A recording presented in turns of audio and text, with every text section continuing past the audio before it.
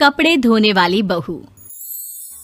शादी के पहले से ही विभा को कपड़े धोने का बड़ा शौक था। कभी नल के नीचे तो कभी तालाब के पास। अरे मेरी नीली वाली लुंगी नहीं दिख रही है। विभा की अम्मा कहाँ रखी है लुंगी? अरे वो तो विभा ने परसों ही धोकर रखी थी आपकी अलमारी में, देखो वहीं होगी। वो ना मैंने आज धो दी, मुझे लगा कि गंदी हो गई होगी। अरे कैसे गंदी हो गई थी, उसे तो मैंने पहना भी नहीं। हे भगवान, इस लड़की के कपड़े धोने की आदत से परेशान हो गया हूँ मैं। जितना तो घर में राशन नहीं आता उससे कहीं ज्यादा डिटर्जेंट पाउडर का खर्चा है।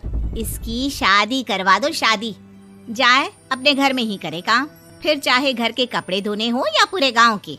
हाँ ठीक बोल रही हूँ, देखता हूँ मैं कोई लड़का। वो दिन भी आ जाता है जब विभा को देखने लड़के वाले आ जाते हैं। लड़की मुझे अच्छी लगी। होने वाली सास कहती है, बेटी अगर कुछ पूछना है तो पूछ लो। वैसे तो हमारी लड़की बहुत ही शर्मीली है, जो बोल दो वो मान लेती है, इसे क्या पूछना होगा। अरे कैसी बात कर रही हो माँ, मुझे इन लोगों के घर रहना है, सवाल तो कई है। हाँ हाँ बेटा पूछ लो ना, क्या पूछना है। आप लोगों के घर कपड़े कौन धोता है? सास का मुंह बन जाता है। देखो अगर तुम ये कहना चाहती हो कि तुम्हें कपड़े धोने नहीं आते तो सुन लो, कपड़े मैं ही धोती हूँ, लेकिन तुम्हारे आ जाने के बाद मैं रुमाल तक नहीं धोऊंगी। अरे चुप रहना भाग्यवान, बहू बेचारी घर आई नहीं, उसे डराना शुरू कर दिया। वो क्या है ना बिटिया, अभी तक तो ये कल्लू की माँ ही धोती थी, लेकिन अब तुम्हारे पापा तो दहेज में वॉशिंग मशीन देंगे ही।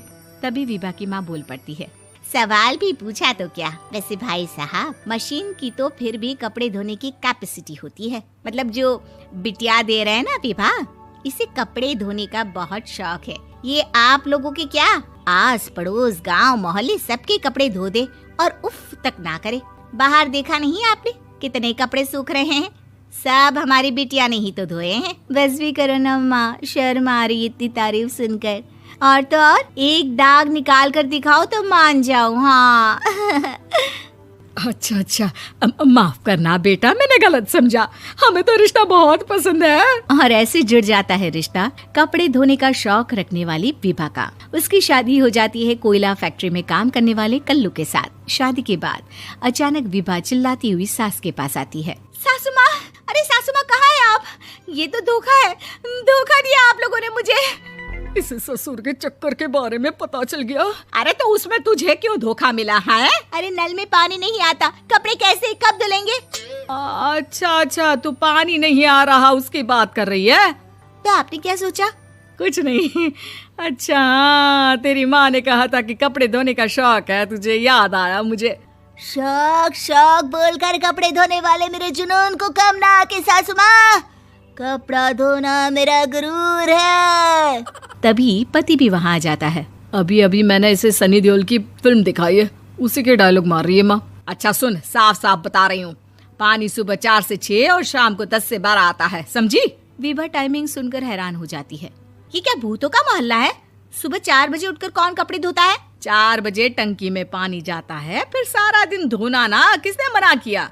अरे कैसी बात कर रही हैं? 200 लीटर की टंकी में कितने कपड़े धो लूंगी मैं, सुबह ही उठ जाऊंगी मैं। अब क्या था, विभा सुबह 4 से लेकर रात के 12 बजे तक कपड़े ही धोती रहती।